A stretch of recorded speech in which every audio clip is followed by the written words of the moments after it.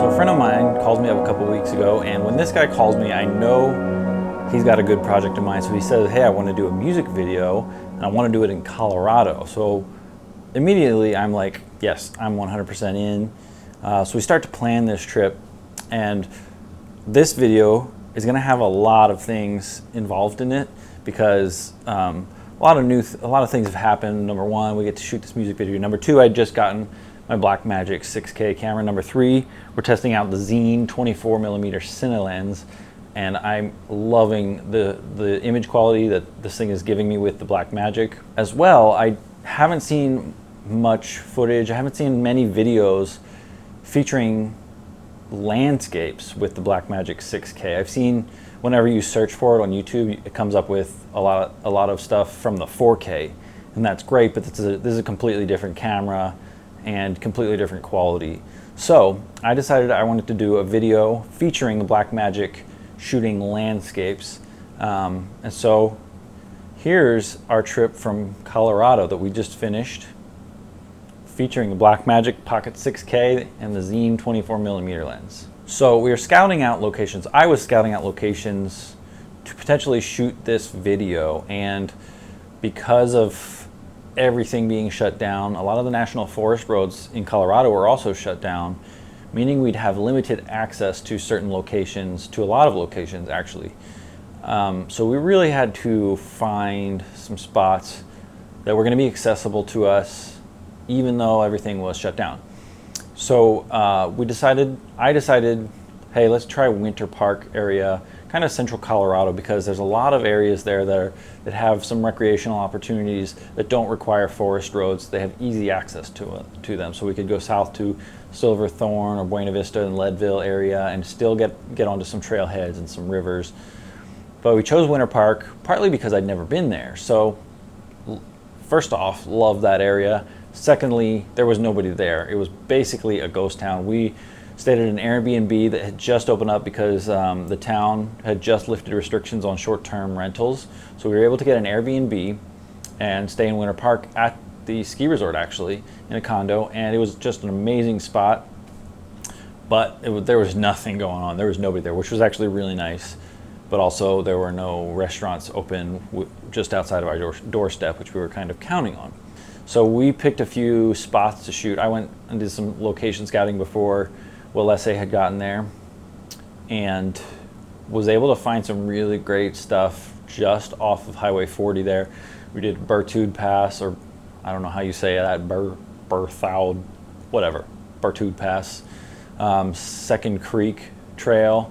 I don't know if you'd call them forest roads because they weren't gated. So there were a few roads in the national forest that were clearly public access, no private property signs. So we decided to try a couple of them out and found some awesome locations down along the river, in the woods, for shooting our video.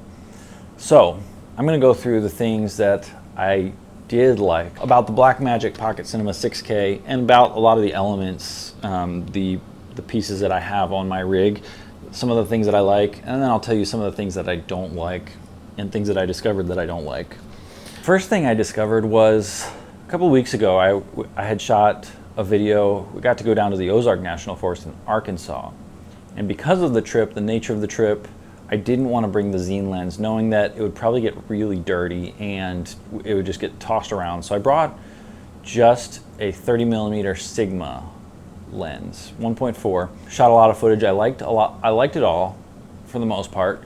But then, having shot this past week in Colorado with the Xeen, I noticed a huge difference in the image quality on the Blackmagic as opposed to the Sigma lens.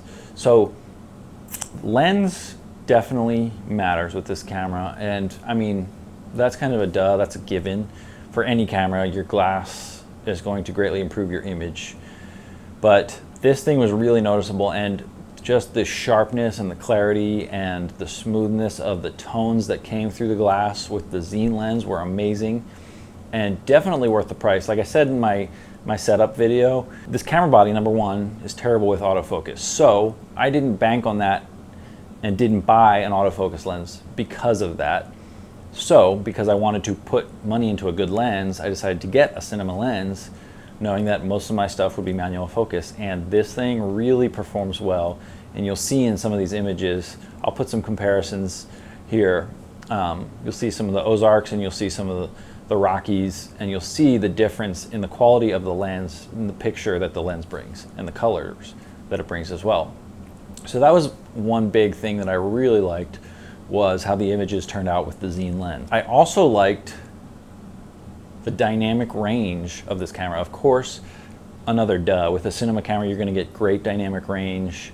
I shoot with log sometimes on my Sony, and I like it, but it's not quite as good as the Pocket 6K, number one.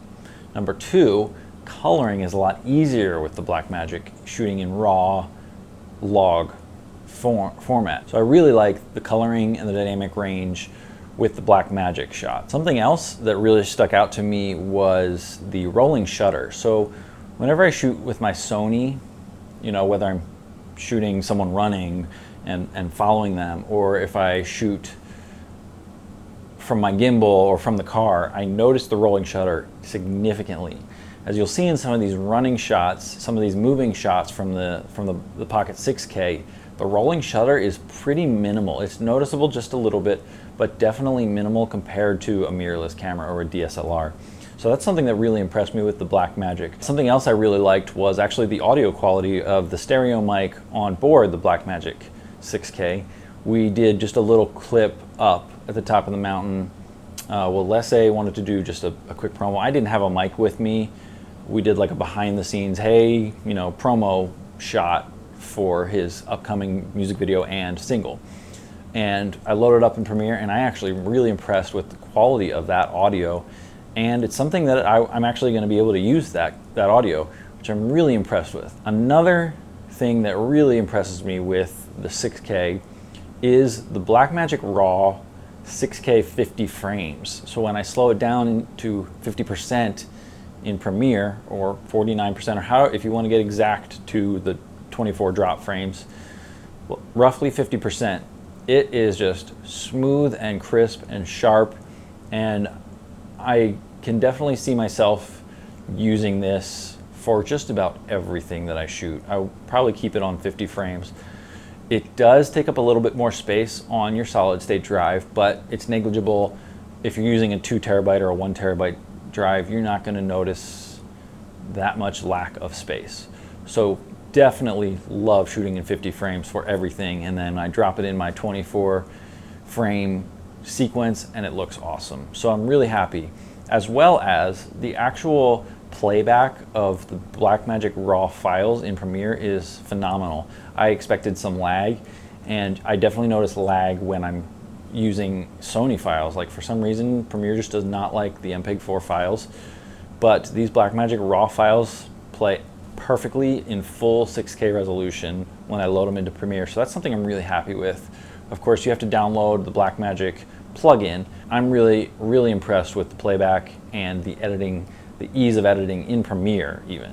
So those are the things that I'm really happy with. As well, you're gonna see some of the images, just some of the coloring, the dynamic range, and just the sharpness that this combo can come up with. Some of the things that I ran into that I don't like about the Blackmagic. The focus peaking. I think the focus peaking could be stronger. It's got a meter, it lets you set your level of focus peaking. That's great. I just think that it could be a little bit stronger, because when you're shooting at T1.5, your depth of field is very narrow, of course. So you're not always going to be able to see that focus peaking. I have mine set to green. You're not going to be able to see that in broad daylight on your monitor.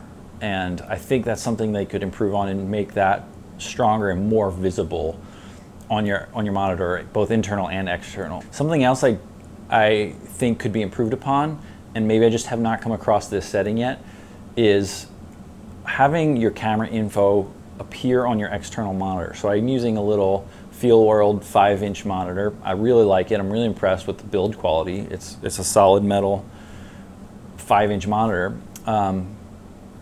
But the Blackmagic doesn't feed your camera, your shooting info onto that monitor. I can feed my my LUT, I can feed my focus peaking, but I cannot seem to get all of my info, like my shutter, my ISO, my aperture. I can't get that info to show up on my external monitor.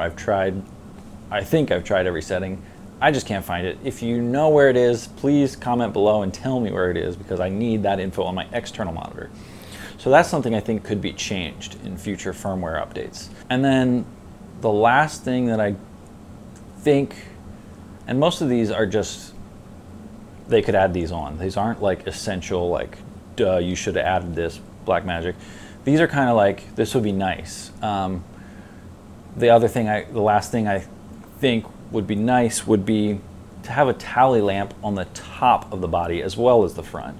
So when I'm recording, you know, holding my rig, when I'm holding my rig from the top and I'm looking down at my external monitor, I can't see if it's recording when I hit record, because sometimes it doesn't engage the recording. So sometimes I hit record, I think it's recording and it's not, but I can't tell on my external monitor, and I can't tell because I can't see the tally lamp, and I can't tell because I can't see the monitor here behind the battery. So I think something that could really be an extra bonus is to have a tally lamp somewhere on the top, and because of the way the cage, the small rig cage is designed, it'd be nice to have it over here on this right side of the body. Again, because there's only one right here, and I can't see it on my external monitor. Something nice would be to have another tally lamp right on the top of the body.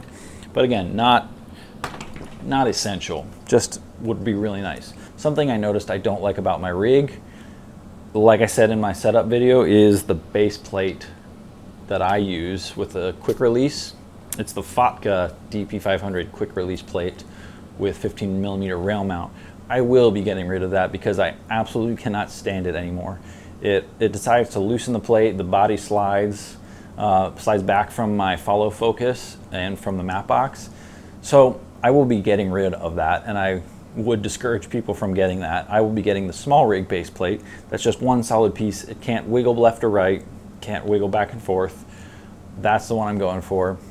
I'll put a link to that in the description below, as well as future videos. I will show you that on my rig and let you know how I like it. But as a trip, this was a ton of fun shooting out in the Rockies. We brought our 3-month-old with us, which made things a little bit difficult. She actually did pretty well on the road trip, but you know, it makes a trip interesting. And the point of my channel is to show the difficulties of shooting in the backcountry or just outdoors. I'm an outdoors person. And so I want to show you the difficulties of actually doing this stuff out there. And so I'm going to try and get my channel back on track. I know a lot of these videos have been specifically about my camera or the Opus trailer, but I'm really going to get back on track and take you on some adventures coming up soon and show you the difficulty of shooting in the backcountry, shooting in the wilderness and outdoors, and the challenges that you run into. So I'll be definitely going in that direction. We are on our way to Colorado with our 11-week-old little girl, and it's been going pretty good up until now. She's been doing great, sleeping a lot. We're 3 hours away from Winter Park and gonna head into the Roosevelt National Forest. It's actually been a really good road trip. We're out here with the windmills and letting her eat. So we'll be back on the road soon. We are in Winter Park. Got in yesterday afternoon, and this place is pretty much a ghost town. Like literally nobody here. It's amazing. Absolutely beautiful. So this week we are filming a music video with the Pocket 6K here in Winter Park, Colorado, for my good friend Will Lesse. And it's going to be pretty sweet because we have some really cool locations up in the mountains that we're going to shoot. So yeah, stay tuned. I'm excited to actually shoot some landscape footage with the 6K because I don't see a lot on YouTube right now of the 6K. Also, sorry for the audio. But yeah, so super excited to get some landscape stuff, especially out in the Rockies. So Check it out. We're out here about to do a shoot, and we don't have matches for the torches. So we're trying a battery and foil. Check it out.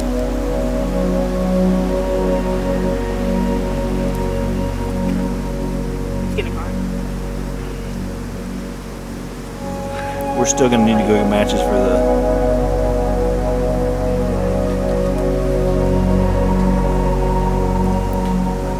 torch up at the creek. Yeah.